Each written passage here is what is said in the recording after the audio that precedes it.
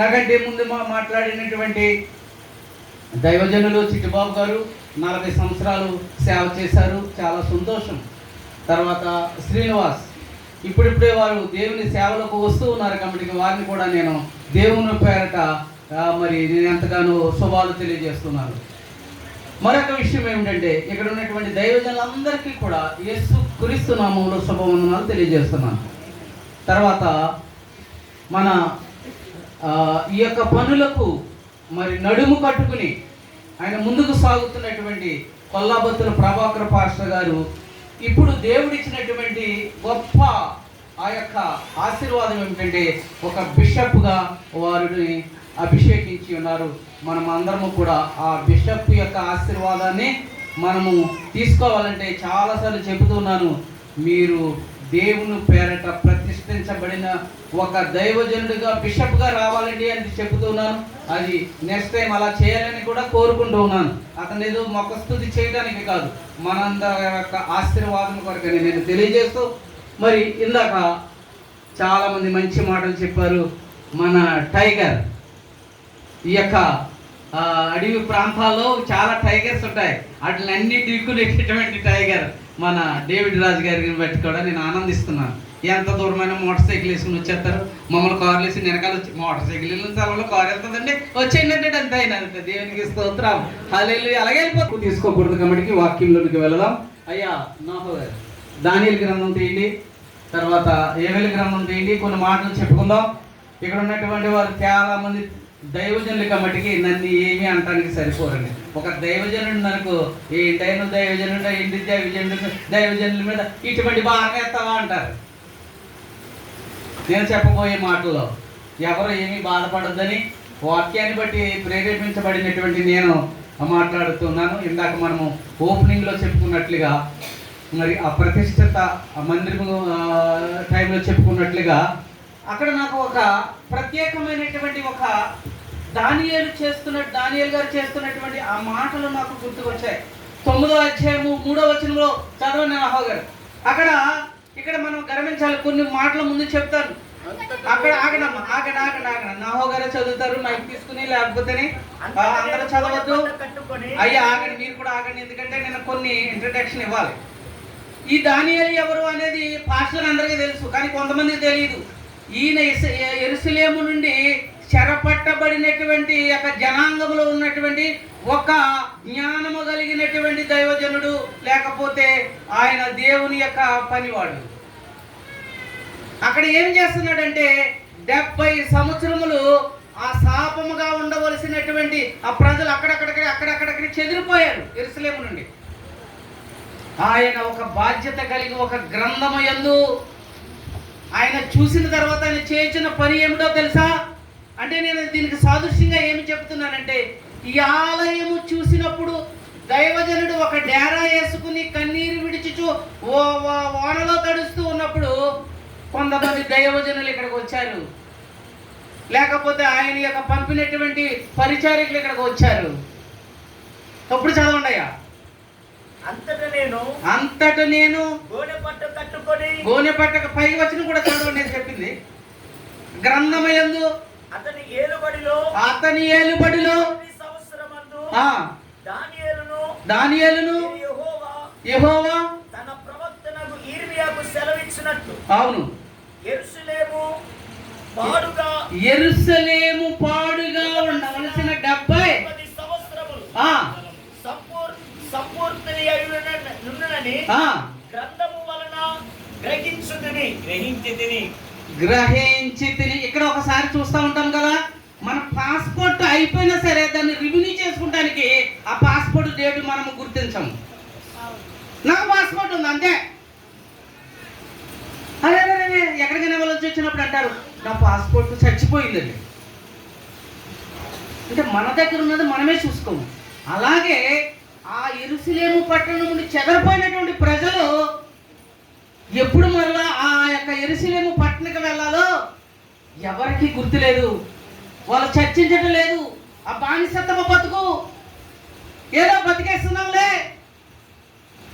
పితరులు కాలం చేశారు, తర్వాత అలా బ్రతికేస్తూ ఉన్నప్పుడు ఈ దానియేలు ఏం చూశాడంట? పాడుగా ఉండవలసిన సంవత్సరం గతించిపోయాయి, ఇప్పుడు ఏమి చేయాలి? అక్కడ చెప్తున్నా, చదవండి అయ్యా. అంతట నేను ఎవరు?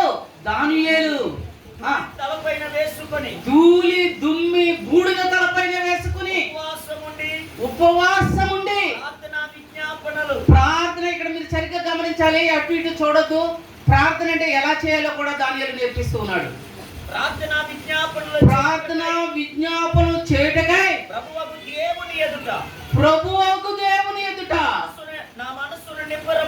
ఫస్ట్ తన మనసును నిబ్బరము చేసుకున్నాడు. దేవుడైన యెహోవా ఎదుట ప్రార్థన చేసి ముందు ఒప్పుకోవాలి. ప్రార్థన చేసిన తర్వాత మనం తప్పిదాలు ఒప్పుకోవాలి. అయ్యా ప్రభు,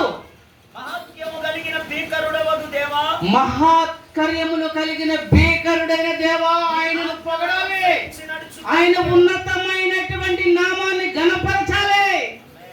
ఏదో సింపుల్ గా ప్రభు అన్నది కాదు.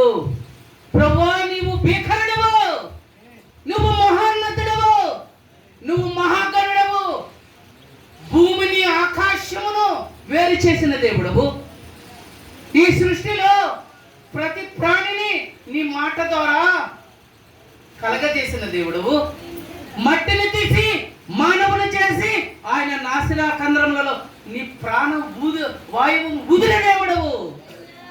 నిబ్బరం చేసుకుంటున్నావా? ఆయన ఉన్నతమైనటువంటి ఆ గొప్పతనాన్ని జ్ఞాపం చేసుకుంటున్నావా? లేకపోతే పెదవులతో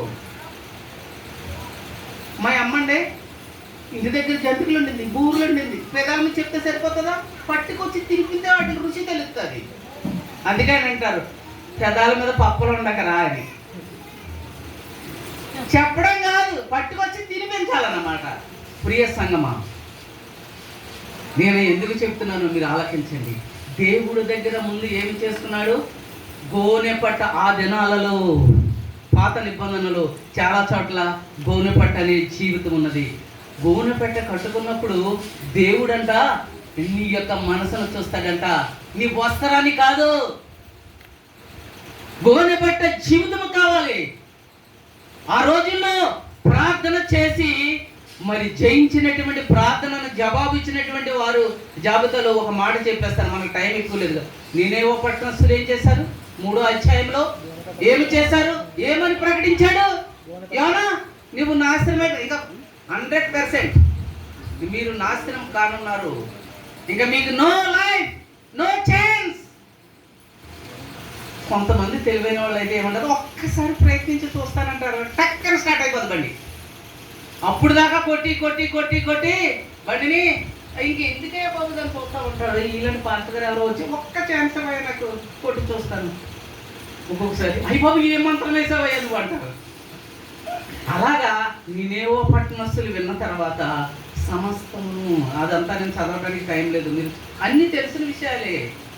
రాజు సహితము గోనె పట్ట కట్టుకుని బూడిద తల పోసుకుని, కోడులు కుక్కలు ఏమీ వద్దు, వాటికి నీళ్లు ఫుడ్డు. కొంతమంది ఇంటికి వెళ్ళి గేదె నీళ్ళట్టు వస్తానండు ప్రార్థనలో. నో, అన్నిటిని వదిలేస్తారు వాళ్ళు. భయంకరమైన పాపంలో ఉన్నారు, శాపంలో ఉన్నారు. ఇంకా కొన్ని దినాల్లో చనిపోతున్నాడు. గేదె ఎందుకండి? స్లాప్ ఎందుకండి? చనిపోయాడు కావాలా? ఈ ఆలోచన మార్చుకున్నారు, లోకానుసరమైన ఆలోచన మార్చుకున్నారు. దేవుని దగ్గర ఆయన చెప్పినట్లుగా, దైవజనులు చెప్పినట్లుగా సాష్టాంగ పడ్డారు. ఇంకా నీళ్లు లేవు, నిప్పులు లేవు. ప్రభువా మమ్మల్ని కరుణించు, ఈ శాపమును మమ్మల్ని కాపాడు. నువ్వు దయామయుడు అని విన్నాము, కరుణామయుడు అని ఉన్నాము. ఆదికాండంలో నువ్వు చెప్పినట్లుగా మరలా నేను నరులను నశింపజేయనని చెప్పావు. ఆ మాటలు మాకు తెలుసు. అట్టి దేవుడు అయ్యా నువ్వు అని వారు ఏమేమి ప్రార్థన చేశారో తెలుసా? దేవుడు మనసుని మార్చేశారు. హల్లెలూయా! అటువంటి సైన్యం ఇక్కడ ఉన్నదా? అటువంటి సైన్యం ఉన్నదా? ఆలోచన చేసుకుందాం. ఒక మానవుని దగ్గరికి వెళ్ళి, ఒక మనిషి దగ్గరికి వెళ్ళి పదే పదే ఒక 1000 రూపాయలు అడిగితే వాడి ఇవ్వలేకపోవచ్చు, వాడి మనస్సు కఠినమై కరగకపోవచ్చు. కానీ మన యేసయ్య మనసు కరిగిపోతుందండి. నేను ఏదో నా మాట ద్వారా కాదు చెబుతుండా, జరిగినటువంటి విషయాన్ని మీరు తరచుగా చదవండి, దాన్ని జ్ఞానించండి. ప్రియ సంగమా, ఆయన మనసు మార్చుకుని వారు నశింపజేయ కావలసిన వారు. అంటే వాక్యం నేను తీయట్లేదు, టైం అయిపోతుంది, మీకు అందరికీ తెలిసిన వాక్యం.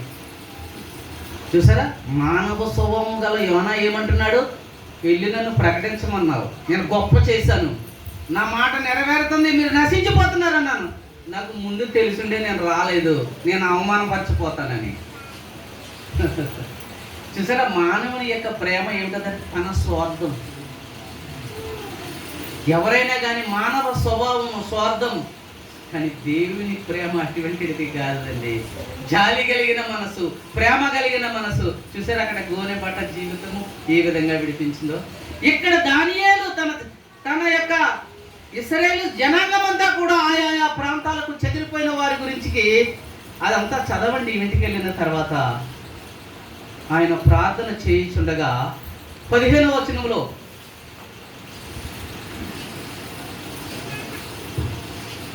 ప్రభువా మా దేవా, నీవు బాహుబలము వలన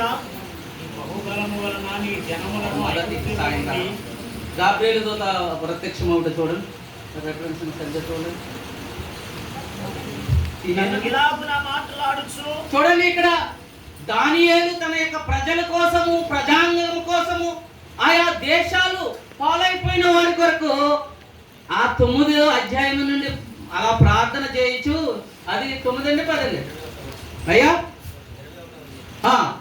21వ వచనం వచ్చేసరికి ఆయన బూడిదలో కూర్చుని గోనె పట్ట కట్టుకుని తన ప్రజల కొరకు. ఇది ఎవరు చేయాలి? మన లేవియా కాండంలో యాజకుడు ఏం చేసేవాడంట? ప్రజల యొక్క అక్రతలను ఎలా మొరపెట్టేవాడంట? తన భుజాల మీద 12 గోత్రాలను తన భుజాల మీద వేసుకుని దేవుని సన్నిధికి వెళ్ళి అక్రతల కొరకు మొరపెట్టేవాడంట. ఇప్పుడు ఎవరు మొరపెట్టాలి? దైవజనులమైనటువంటి మీరు సంఘములో ఉన్నటువంటి అక్రత కొరకు, సంఘములో ఉన్నటువంటి వ్యాధుల కొరకు, విమర్శించబడుతున్న సంఘాల కొరకు ఎవరిది ఎక్కువ బాధ్యత? దైవజనులైనటువంటి వారిది. ఏ విధంగా చేయాలి? గోనె పట్ట కట్టుకోవాలి. ఇప్పుడు అయ్యగా నా గురించి ఏసీలో ఉంటాను కదా, నా పైన ఎట్టేస్తాను, ఈ పైన ఎట్టేస్తాను అంటున్నారు. వేస్ట్ అండి, ఇవన్నీ కూడా వేస్ట్. యేసుక్రీస్తు ప్రభు వారు చేతిలో మేకు, ఈ చేతిలో మేకు, కాళ్ళల్లో మేకు. ఆయన ఏమంటున్నాడు? ప్రభువా మీరు ఏమి చేయించున్నారో మీరు ఎరుగురు కనుక వీరిని క్షమించుము. అది నేర్చుకుందాం. అంత బాధ కలిగి కూడా మాట్లాడుతుంటే ఇక్కడ కుర్చీ చేశారు, ఇక్కడ నుంచి గాలి వస్తుంది, ఇంకా నాకు ఇబ్బంది ఏంటంటే. దేవునికి స్తోత్రం. ఒకసారి నీకు శ్రమ వచ్చినప్పుడు ఆయన పడిన శ్రమ కంటే ఏమాత్రము ఎక్కువ కాదు నీ శ్రమ. ప్రియ సహోదరుడా, సహోదరి, నువ్వు గోనె పట్ట జీవితం కలిగి ఉండాలి. సమస్తము నువ్వు పెంటగా ఎంచుకొని బూడిద తలమైన పోసుకుని అన్ని వివరంగా చెప్పడానికి చాలా చాలా చాలా పెద్ద ప్రసంగాలు, కానీ నేను షార్ట్గా కొంచెం కలుపుకుంటూ వెళ్ళిపోతున్నాను. ప్రియమైన సంగమా, దానియేలు ప్రార్థన చేసిన తర్వాత 21వ వచనంలో ఎంత చక్కటి జవాబు వస్తుందో చూడండి. చెప్పబోయా, చదవమ్మా. నేను ఇలాగ మాట్లాడుచు ప్రార్థన చేయొచ్చు. ప్రార్థన అంటే ఏంటో తెలుసండి. ఇక్కడ మాట్లాడుతున్నానంటే ఏంటైనా మనం ఒక పాట పాడతాం, ప్రార్థన యేసుని సందర్శన. నా గొంతు ఉన్నదండి, నేను పరమ తండ్రితో సంభాషణ. ఏంటంటే ప్రార్థన అంటే ఏంటి? యేసయ్య దగ్గరికి వస్తాం, ఆయన దర్శిస్తాం. ఆయన ఎక్కడ కలిపేస్తాడు? పరమ తండ్రితో కలిపేస్తాడండి మన యొక్క నెట్వర్క్. దేవునికి స్తోత్రం కలిగిన కాక. హల్లెలూయా. చదవండి. మొదట నేను దర్శనమందు చూచిన అతి ప్రకాశమానుడైన గాబ్రియేలును. అతి ప్రకాశుడైనటువంటి ఎక్కడి నుంచి వచ్చాడు? ఆయన దేవుని దగ్గర నుండి, దేవుని దూత. ఆ మనుషుడు సాయంత్రపు బలి అర్పించు సమయమున, అంటే బలి అంటే ఏంటండి? ప్రార్థన. అది మీకు తెలిసినది చెప్పాలి, ఊరుకుని ఉండకూడదు. మీ ఆత్మీయ జీవితాన్ని ప్రజల ఎదుట పెట్టాలి. నేనేమంటానో తెలుసా? పాత నిబంధనలో చెప్పినట్లుగా దీపమును వెలిగించి కొంచెం కింద అయినను మంచం కింద అయినను పెడితే ఆ ఎలిగి ఎవరికి వస్తుంది? మీలో ఉన్నటువంటి ఎదుగుదల దీపస్తంభం మీద పెట్టాలి. నలుగురు స్త్రీలో ఉన్నప్పుడు యేసయ్య గురించి మాట్లాడాలి. నాకెందుకులే, ఆయన మాట్లాడతాడు. ఇందాక అంటున్నారు కదా, ఆయన చదువుతాడు. అలా బైబిల్ చదవడం రాక అలాగే ఆ పక్క ఆయన చదువుతాడులే, నేనెందుకు నా గొంతుకు పాడు చేసుకుంటాం. ఇప్పుడు ఆయన నిలబడిన ఆయన గొంతుకు పీక్కున్నట్లు కానీ వద్దు. దేవుని కొరకు సాక్షిగా ఉందాం. ఆ దీపస్తంభం మీద పెడదాం. మనకి ఇచ్చినటువంటి ఆ వెలుగును, ఆ ప్రకాశతను దీపం స్తంభం మీద పెడితే ఏమవుతుంది? ఆ యొక్క ఇదంతా కూడా ఇప్పుడు లేవులేండి దీపస్తంభాలు. మొన్నటిదాకా మీ ఇల్లు కూడా ఉండాలి కరెంట్ అన్నప్పుడు. అర్థం చేసుకోండి. మరి టైం అయ్యారు నన్ను నా చొక్కాకి ఇలా లాగండి అయ్యారు. నేను లోపలికి వెళ్ళిపోయినప్పుడు ఎక్కడికి వెళ్ళిపోతున్నా నాకు తెలియదు. ప్రియ సంగమా, అర్థం చేసుకోండి. ప్రార్థన అంటే ఏమిటి? మనము చేయాలి. యాజకుల మీద ఇంకా ఎక్కువగా ఉన్నది. ఏవేలు గ్రంథంలో చదవండి అయ్యారు. ఏవేలు గ్రంథంలో చదవండి అయ్యారు. 1వ అధ్యాయం 13వ వచనం చదవండి. అమ్మా వినండి. ఎవరైనా దైవజనుడు ఎక్కువ ప్రార్థన చేయకపోతే ఈ మాటలు చెప్పండి. బైబిల్ పట్టుకు తిరగడానికి కాదు, దేవుని యొక్క దూత ప్రత్యక్షం కావాలి. ఆ గాబ్రియేలు దూత ఏ విధంగా అయితే దానియేలుకు సాయంకాలము నైవేద్యము అంటే ప్రార్థన అర్పణను చేయించుండగా మాటలు చాలించిన తర్వాత వచ్చి అవన్నీ చదువుకుంటూ వెళ్ళండి. అయ్యా అది చదవండి అయ్యా. 13 యాజకులారా ఎవరు కట్టుకోవాలమ్మ? ఇప్పుడు ఫస్ట్ దైవజనులు అనబడిన వారి మీద బాధ్యత ఉన్నది. వారు గోనె పెట్ట కట్టుకుని ప్రజల కొరకు, గ్రామము కొరకు, ఉన్న కష్టాల కొరకు చదవండి. ఇంకా ఉన్నది ఎదురా. బలిపీఠమునొద్ద పరిచర్య చేయువారులారా ఏం చేయాలంట? అయ్యా మీరు చేస్తుంటే చాలా సంతోషం, మిమ్మల్ని ఎవరిని విమర్శించట్లేదు. రోదన చేయకపోతే ఈ సంఘము 16 సంవత్సరములు ఎలా ఆగిపోయిందో, మన ఎదుగుదల జీవితము, మన గ్రామంలో మన క్రైస్తవులు ఎదుగుదల జీవితము ఆగిపోతుంది. 70 సంవత్సరాలు ఆ పుణ్య పట్టణము యెరూషలేము పట్టణము పాడిగా ఉన్నది. ఇందాక అయ్యగారు ఎంచక్క శ్రీనివాస్ గారు మాట జ్ఞాపం చేశారు. అమ్మోసేనండి నెహెమ్యా ఆయన ఉద్యోగాన్ని మానేసి వెళ్ళి చేసిన ఉద్యోగం ఏంటో తెలుసండి? యెరూషలేము గుమ్మములను కట్టుచు, గోడలను కట్టుచు, ఒక చేత కత్తి పట్టుకుని ఆ యెరూషలేమును నిర్మించడానికి ఒక పాట పాడాడంట. ఎవరైనా చెప్పగలరా దైవజనులు ఆ పాట? తెలుసుండొచ్చు, ఏమో తప్పు అంటారేమోనని చెప్పరు మీరంతే. ఓ సోదరా, ఓ సోదరి, అమ్మా నేను కూడా చెప్తాను. ఓ సోదరా, ఓ సోదరి, యెరూషలేము గుమ్మములు కాలిపోతుంటే నిద్రపోతున్నావా? మగత వీడు మొద్దు వీడు అని ఆయన సలుపుతూ అక్కడ ఆ యెరూషలేమును కట్టడానికి, పాడైపోయినటువంటి ఆ యెరూషలేమును కట్టడానికి ఇటువంటి ప్రార్థన చేయొచ్చు. ఆ పాట పాడుతున్నాడంట చక్కగా. ఇప్పుడు ఎప్పుడో పాడేవారు అది. యెరూషలేము గుమ్మములు కాలిపోతున్నవి, ప్రాకారపు గోడలు కూలిపోతున్నవి. హల్లెలూయా. నా బాగా జ్ఞాపశక్తి తక్కువండి, బాగా. అయినప్పుడు దేవుని గురించి ఎంతో ఆశ. ప్రియమైనటువంటి సంగమా, ఈ మాటలు ఈ రోజుల్లో నీకు ఎవ్వరూ చెప్పి ఉండకపోవచ్చు. అయ్యా చదవండి అయ్యా 13వ వచనం కిందకే. నా దేవుని పరిచారకులారా, నా దేవుని పరిచారకులారా, గోని పట్ట వేసుకుని అంతయు గడుపుడి. అమ్మా రాత్రి అంతయు గడుపుడి. మళ్ళా రాత్రంతయు దైవజనులందరూ చెబుదాం, రాత్రి అంతయు గడుపుడి. సంపూర్ణ రాత్రి ప్రార్థనలు ఎంతవరకు తగ్గిపోయారు మీరే చెప్పాలి. మేము కతర దేశంలో ఉండగా నెలకు ఆఖరి వారము లక్షవారం అంటే గురువారము, ఆ మరుసటి రోజు సెలవు మాకు శుక్రవారము. మా పాస్టర్ గారు రాత్రి 10 గంటలకు స్టార్ట్ చేసిన ప్రార్థన నెలకు ఒకసారి. మామూలుగా ఉపవాస ప్రార్థనలు ఉంటాయి, తెల్లవారు 5 గంటలకు ముగిస్తారు. అంతవరకు మోకాళ్ళు వేసి 10 గంటలకు వేసిన మోకాళ్ళు 5 గంటలు తీసేటటువంటి దైవజనుడు ఉన్నాడా అని నేను అడుగుతున్నాను. మనకు మనం ఈ ప్రశ్న వేసుకుందాం, నేనున్నానా అని నేను అడుగుతున్నాను. అలా చేసినట్లయితే ఎంత మేలు, ఎంత మనోహరము, ఎంత ఆశీర్వాదం. ఒకవేళ ఈ సంఘముల గురించి మోసే గారు వేశారేమో, అది ఆయనకే తెలియాలి. ప్రియ సంగమా, నా మాటలు మీకు కొంచెం బాధాకరంగా ఉండొచ్చు. వెనక్కి వెళ్ళిపోతూ ఉన్నాం.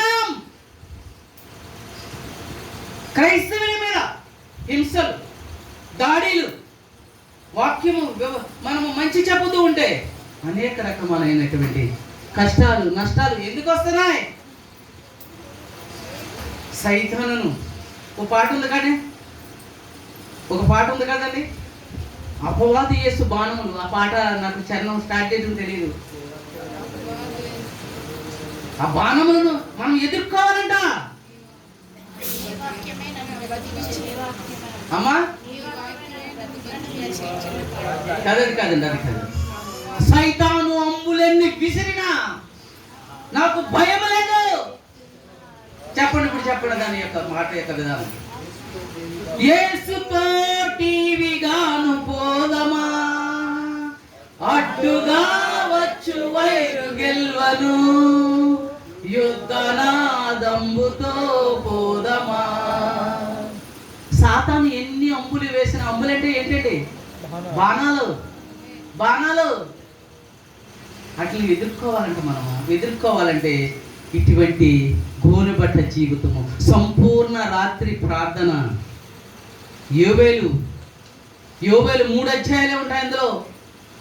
కానీ ఆయన ఎంతో వేదన కలిగి క్రీస్తు పూర్వము 600 సంవత్సరాల క్రితము, 600 సంవత్సరాల క్రితము ఆయన బాధ కలిగి చెబుతున్నటువంటి మాటలు. ఇంకా చదవండి, ఇంకా కొన్ని మాటలు చదవండి, ముగించేస్తాను. నైవేద్యమును, ప్రాణార్పణమును దేవుని మందిరమునకు రాకుండా నిలిచిపోయెను. ఆగండి, చాలు. యెరూషలేము మందిరంలో ఆగిపోయాయి కదా, ఆయన చెప్పుతున్న మాట కూడా అదే. ఎవరు విన్నారు ఆ రోజున? ఎవరు గోనె పట్ట కట్టుకున్నారు? అన్ని సమృద్ధిగా ఉన్నాయి. యెరూషలేము అంటే గొప్ప ఆశ్రయించబడిన దేశము చెరబట్టబడ్డది.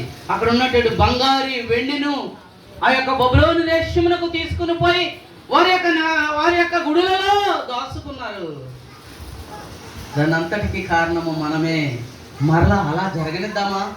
దైవజనులు చాలా మంది వచ్చారు. అయ్యా, మీ బాధ్యతను నన్ను ఏమనుకున్నా పర్లేదు, దేవుడి పేరట దేవుడి సింహాసనము నుండి చెబుతున్నాడు, ఓ నత్తివాడా ప్రకటించు, తగ్గిపోయింది. తెల్లారి లేసేటట్టు సెల్ ఫోన్ తప్ప, బైక్లో పెట్రోల్ ఉందో లేదో చూసుకున్నాం తప్ప నాకు బలి అర్పించావా? ప్రార్థన నైవేద్యం నాకు పెట్టావా? నీ ప్రజలు నలిగిపోతూ ఉన్నారు. నా సన్నిధిలో నువ్వు యోగ్యమైనావు. నీకు యాచకత్వమునకు నిన్ను ఎన్నుకున్నాను. నువ్వు నా సన్నిధికి వచ్చి ఎందుకు మొరపెట్టడం లేదు అని అడుగుతున్నాడు దేవుడు ఈ రోజున కూడా.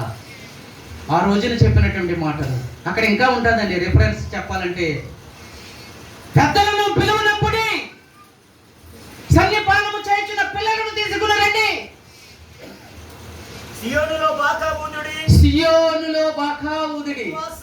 ఉపవాస దినమును ప్రకటించుడి. రథ దినము నియమించి ప్రకటన చేయుడి. జనులను సమకూర్చుడి. ప్రతిష్ఠించుడి. హల్లెలూయా. ఎంత గొప్ప మాటలండి, ఎంత గొప్ప మాటలండి. చెప్పడానికి సమయం సరిపోదు. మిమ్మల్ని అందరినీ ఈ వేడిలో నేను చూడలేను, కానీ అబ్బా ఎంత గొప్ప మాటలండి. ఎవరినైనా చెవులు పెడుతూ ఉన్నామా? ఎవరమైనా ఆచరణలో పెడుతూ ఉన్నామా? సరిపడలేదండి ఆరోగ్యం. నాకు మోకాలు నొప్పులండి. బీపీ బిల్ వేసుకోకపోతే సరిపోతారండి. వెంటనే షుగర్ బిల్ వేసుకోకపోతే కింద పడిపోతానండి. ఈ షాకులతో నేను బతికేస్తూ ఉన్నామా? 900 సంవత్సరాలు, 500 సంవత్సరాలు, 120 సంవత్సరాలు బ్రతికినటువంటి దైవజనులు ఉన్నారు. ఏమైపోయింది? ఏమైపోయింది? అందుకని నేను ముగించేస్తాను. ఇంకా మిమ్మల్ని బాధ కూడా తెలుసుకోలేదు. నాకెందుకో నేను ప్రసంగం చేయలేడు, అసలు నాకు రాదు. విన్న మాటలు, చదివిన మాటలు మీ మధ్యన పంచుకుంటున్నాను. దైవజనులు ఇక్కడ ఉన్నారు. ప్రభు చెప్తున్నాడు, దైవజనుని యొక్క బాధ్యతను ఎవరో చెప్పేలా ఉండకూడదు. గోనె పట్ట కట్టుకోవాలి. నీ సంఘంలో ఉన్నటువంటి అక్రతలు అన్ని కొరకు మొరపెట్టాలి. ఆ రోజున యాజకుడు 12 గోత్రములను తన భుజాల మీద వేసుకుని పరమ తండ్రి యొక్క సన్నిధికి వెళ్ళి మొరపెట్టే హక్కు ఆయనకు మాత్రమే ఉన్నది. ప్రియ సంగమా, ఈ రోజున యేసు క్రీస్తు ప్రభు వారు వచ్చి ఆ అడ్డు తొలగించేసి మనందరినీ కూడా రండి దినమెల్లా చేతులు చాపి పిలుస్తూ ఉన్నాను. మీ ప్రార్థనలు నేను వింటాను. ఒకవేళ ఇక్కడ కాల్ చేస్తే టవర్ సిగ్నల్ ఉండవేమో, కానీ నాకు టవర్ అవసరం లేదు. ఎప్పుడు కూడా కమ్యూనికేషన్, నీ ఫోన్కి నాకు కమ్యూనికేషన్ ఉంటుంది. ఎప్పుడు కూడా అసలు కమ్యూనికేషన్ లేకుండా ఉండదు. నువ్వు వాళ్ళ ఫోన్ తీసి ఫోన్ చేయాలి కదా. దేవునికి ప్రార్థన అనేటటువంటి ఆ యొక్క మాటలు దానియేలు చెప్పిన తర్వాత వినకుండా ఉన్నాడండి. ఎక్కడున్నాడండి ఆ టైంలోనూ? దానియేలు దాసత్వంలో ఉన్నాడు, పట్టబడిన వాడిగా ఉన్నాడు. అయినప్పటికీ తన గుమ్మము కిటికీలు తెరచి యెరూషలేము వైపు తెరచి అతను ప్రార్థన చేసేటటువంటి లిస్టులో ఉన్నాడు. అందుకు దేవుడు, అయ్యా ఈ విధంగా చేస్తే దేవుడు ఏమిస్తాడయ్యా? దేవుడు మాకు జవాబిస్తాడా? మరి ఈ విధంగా ప్రార్థన చేస్తే ముగించేస్తున్నాను కదా, ఏదో ఒక మాట చెప్పి ముగించేస్తాను. ఇక అయ్యా 10వ అధ్యాయం తీయండి అయ్యా. చెప్పడానికి చాలా ఉన్నాయి. యోవేలు గ్రంథంలోనే మళ్ళా 3వ అధ్యాయం 2వ అధ్యాయం కిందకు వచ్చేసరికి ఆశీర్వాదంలో చీడ పురుగులను నాశనం చేశాడు, పసర పురుగులను నాశనం చేశాడు. నీ పంటను సమృద్ధిగా ఇంకా నేను ఇప్పుడు చెప్పను, కానీ ఇక్కడ ప్రార్థన, గోనె పట్ట జీవితము ఏ విధముగా దేవుడు వింటాడు నీ కుటుంబము జీవితంలో. లాస్ట్ టైం నేను శ్యామ్ కిరణ్ దగ్గరికి వెళ్ళినప్పుడు అన్న గురించి చెప్పాను కానీ టైం లేదు. సమూయేలుకు దేవుడు ఇచ్చినటువంటి గొప్ప ఆ యొక్క ఆశీర్వాదం చెప్పలేదు. అందుకు ప్రియమైన మనకు సమయం లేదు. మనం చేతిలో ఉంది, ఎవరో చెప్పవసరం లేదు. నాలాంటి నచ్చివాడు ఎవరో చెప్పవసరం లేదు. బైబిల్ చదివేటటువంటి జ్ఞానం ఉన్నవాడు గోనె పెట్ట కట్టుకో. నీ మనసులో దేవునిని నిబ్బరము చేసుకుని ఏం చేసుకోవాలన్నా ముందు ప్రార్థన చేసే ముందు మనసును ఏం చేసుకోవాలన్నాడు అక్కడ? మనస్సును నిబ్బరం చేసుకోవాలి, ధైర్యం తెచ్చుకోవాలి, దేవుడు నాతో మాట్లాడతాడు అనుకోవాలి, దృఢముగా నమ్మాలి. నేను అందుకే చూపిస్తున్నాను, నాకు కనిపిస్తున్నాడు ఆయన సింహాసనం. ఆయన లేకపోతే ఈ రేకెందుకు, ఈ గోడలు ఎందుకు? లేదండి, ఆయన సజీవుడైన దేవుడు. 2-3 నా నామం పేరట కూడి ఎక్కడ ప్రార్థన చేస్తారో అక్కడ ఉంటానన్న దేవుడు. ఇక అంతకంటే ఎంతమంది ఎక్కువ ఉన్నారని ఉండటండి దేవుడు ఇక్కడ. ఎందుకని ఆలోచనగా ఉంటాం? ప్రియ సంగమా, ఆ యొక్క 21వ వచనంలో చదివినట్టుగా సాయంకాలము నైవేద్య సమయమున ఏదో వచ్చారండి మోషే గారు చెప్తున్నారు. ఆయనకి కనపడ్డాడు. ఎలా చెప్తే మీరు అనుకుంటారు ఆయన కింద అలా ఎందుకు ఉంటాడండి, ఆయన దగ్గర మెరిసిపోవాలి కదా. ఎస్, సొలొమోను రాజుకు దేవుడు ప్రత్యక్షమై మాట్లాడలేదా? దావీదు గారిని అభిషేకించలేదా? సౌలును అభిషేకించలేదా? అలాగని చెప్పి వాళ్ళ దగ్గర మెరిచిపోయారా? ప్రభువు ఏమి చేయగలరో తెలుసు. ప్రియ సంగమా, నేను ముగించేస్తూ ఉన్నాను. అయ్యా, ఆ యొక్క 10వ అధ్యాయంలో 19వ వచనం ఒకసారి చదవండి. ఈ విధముగా చేసినట్టు యోగుని గురించి చూసాము. డబల్ ఆశీర్వాదమును పొందుకున్నాడు. ఆ యొక్క అతని స్నేహితుల కోసం ప్రార్థన చేసిన అతను పోయినదంతా అతను మరలా పొందుకున్నాడు. ఇక్కడ తన జనాంగము కోసం, తన ప్రజల కోసము ప్రార్థన చేసినటువంటి దానియేలు దేవుడి దూత ఏ విధంగా బలపరుస్తుందో ఈ మాట. మరలా ఇంకొకసారి, మరలా అంటే ఏంటి? మరి ఇంకొకసారి దూత ప్రత్యక్షమై అనుకోవాలి మనం. ముట్టి నన్ను బలపరిచి, ఎవరిని? నిన్నమ్మా, నిన్నయ్యా, నన్న అందరినీ ముడతాడు. చేయవలసిన పని దానియేలా చేయాలి. ఆమోస్ ఏవేలు చెప్పినట్లుగా గోనె పట్ట కట్టుకోవాలి, ఒక ప్రతిజ్ఞ చేసుకోవాలి. దానియేలు చేసినటువంటి పనికి చదవండి అయ్యా. నువ్వు బహుప్రియుడవయ్యా. నువ్వు ఇలా చేసినందుకు రాత్రులు ప్రార్థన చేస్తున్నావు సంఘం కొరకు. గోనె పట్ట జీవితము, తగ్గింపుకున్న జీవితము. సాష్టాంగ అయ్యగారు చెప్పారు కదా, సాష్టాంగపడి నువ్వు చేస్తున్న ప్రార్థనలన్నీ విన్నాను నేను. నువ్వు బహుప్రియుడవు. శుభము చెప్పండి. ఫస్ట్ ఏమి చెప్తున్నాడు? నువ్వు భయపడతావు, నువ్వు బహుప్రియుడవు, నీకు శుభమగును గాక, నీకు శుభమగును గాక. తల్లి, నేను చెప్పినటువంటి మాటలన్నీ దైవజనులకే కాదు, దైవజనులు ఏమీ ప్రత్యేకించబడిన వారు కాదు, దేవునికి ప్రతిష్ఠించుకున్నవారు, సమర్పించుకున్నవారు. మీ కొరకు ప్రార్థన చేయడానికి, మీకు మంచి మాటలు చెప్పడానికి, దేవుని మందిరంలో అనేక మందిని మరి చెదిరిపోకుండా కాపాడటానికి వారు ప్రత్యేకించబడ్డారే తప్ప మీరు మీ కుటుంబాన్ని రక్షించుకోవడానికి, మీ భర్తలను రక్షించుకోవడానికి, మీ యొక్క కుమారులను రక్షించుకోవడానికి, మీ ఆస్తుపాస్తుల్లో ఉన్నటువంటి చీడ పురుగులను నాశనం చేయడానికి. ఇవన్నీ చదవండి. టైం అయిపోయింది అయ్యారు, అయిపోయింది కదా. టైం ఉండదండి. దేవుని వాక్యం చెప్తుంటే పరిగెట్టుకుంటుంది. ఈ విధముగా దానియేలుకి విలుది ఏంటండి? ఒకసారి అందరూ చెప్పండి. మీరందరూ నేను బహుప్రియురాలను అని చెప్పండి. అయ్యా మళ్ళా చెప్పండి. ధైర్యము తెచ్చుకుని ముందుకు సాగుము.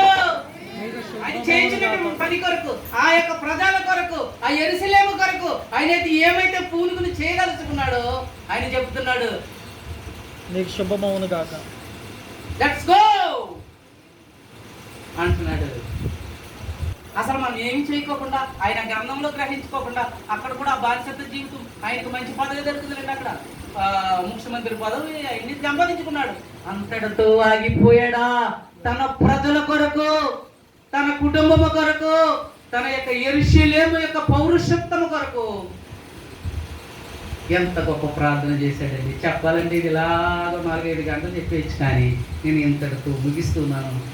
నువ్వు నీ ప్రజల కొరకు, నీ ఆలయం కొరకు, నీ యొక్క ఆశీర్వాదం కొరకు నువ్వు ప్రార్థన చేసినట్లయితే నీ మనసును నిబ్బరముగా ఉంచుకుని దేవునితో మాట్లాడుకోవాలి. నేనేమో పట్టణస్తుని ఎలాగైతే ఆయన క్షమించి మంచి జీవమునిచ్చాడో, మరి దానియేలు చేసిన ప్రార్థనకు నువ్వు బహుప్రియుడవు నా దృష్టిలో అన్నాడు. ఆ విధముగా ప్రియ సహోదరుడా, కొర్నేలు ఏమన్నాడు? నీ ప్రార్థన యాచనలను, ధర్మకార్యములను నేను దేవుని సన్నిధిలో జ్ఞాపకార్థంగా చేరి ఉన్నది. మనం ఏటిని మనం పట్టుకుంటూ ఉన్నాము ఒకసారి ఆలోచన చేసి అటువంటి జీవితాన్ని మనం జీవిద్దాం. మనము జయశీలుల లెక్కలో, దేవుడు జయమిచ్చే లెక్కలో ఉందాం. బహుప్రియుడు, బహుప్రియాలు అనేటువంటి ఆ ఒక్క పనిలో ఉందాం. దేవుడి మాటలను దీవించును గాక. ఆమేన్.